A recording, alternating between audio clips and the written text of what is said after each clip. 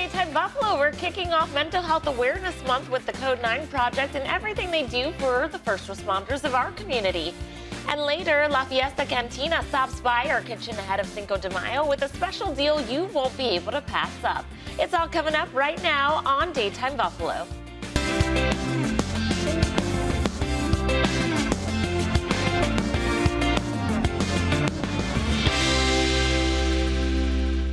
Good afternoon, hello, and welcome to Daytime Buffalo. I'm your host, Chelsea Lavelle. Well, May is Mental Health Awareness Month, and here with us now to help raise awareness of the challenges faced by our first responders is Brandy Lee and Locke from the Code 9 Project. Thanks so much for coming in today. Thanks for having us. Of course. Okay, we've got Locke down here, just chilling out a little bit. So I'll have you, Brandy Lee, just tell us first about what the Code 9 Project's mission is. Sure.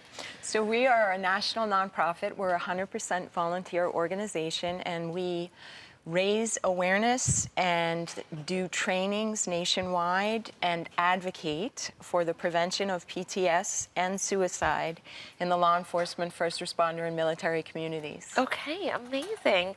Now, why is it so important to recognize and discuss mental health, especially amongst our first responders and veterans? Well, these careers are stress careers, and consistent exposure to stress-related situations requires more mental health maintenance, and without it, it increases the risk of suicide and substance abuse. Yeah. So we're seeing a rate of 50% higher veteran suicide than the general population. And where I think we need to do some work is to understand that statistics is not the education. Statistics is raising awareness for the need for education. And that's what Code 9 Project does for the population, as well as trainings that are nationally accredited for our law enforcement, first responders, and veterans. Yeah, let's get into what some of those resources look like. Sure. So we provide nationally accredited trainings. They're called SHARE. They stand for Self-Help Responsive Education, and they're designed to equip our first responders, our commanders, and our families with education and resources, practical, applicable skills to regulate your nervous system, to understand communication styles that can be triggering and cause stress responses unknowingly, as well as stress regulation techniques and assessment skills, so that when we're with our peers, we understand what to listen for and how to support. And for those family members too. Absolutely. Are there any common signs that you can share with us now that could be a trigger to someone in law enforcement or a veteran that we could be more mindful of? Great question. So our stress responses are exhibited in 4 ways, and I think we overlook, we think just emotional responses, right? Where someone's getting angry, certainly that. If their baseline is calm and suddenly they're having outbursts, anger outbursts, or increased frustration, that absolutely could be a sign. In addition, if your physical being is starting to break down, if you're having more frequent colds or allergies are suddenly showing up, or sleep disturbances. So there's physical symptoms, there's behavioral symptoms, there's cognitive symptoms. If you are formerly a reader and you enjoyed reading books, and suddenly you're struggling to just even read a page, that absolutely could be a cognitive sign of a stress overload in your body. And then lastly, we have our behavioral. Again, outbursts or withdrawal or isolation.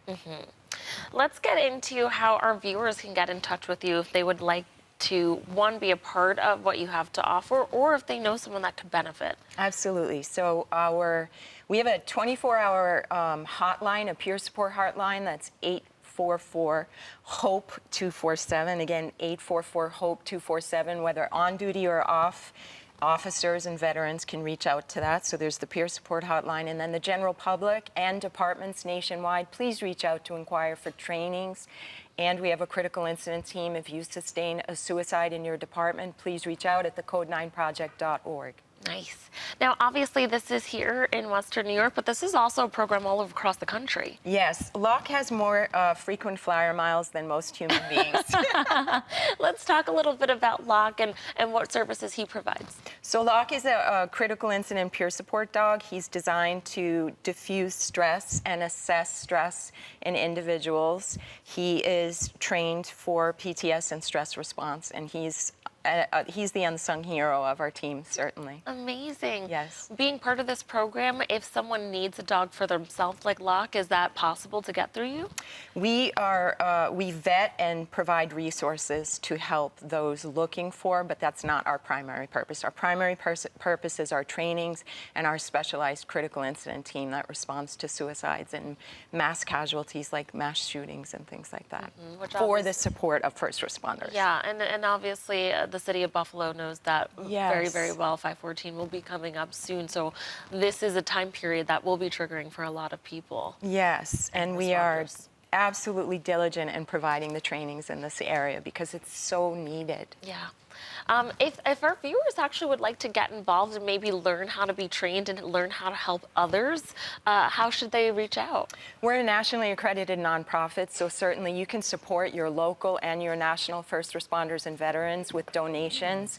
You can also set up, we have advocacy programs, we have Steps for Change, which are community walks to raise money to provide the trainings in your area. So if you're interested in hosting one of those or sponsoring one of those in your town or your community, please reach out, thecode9project.org.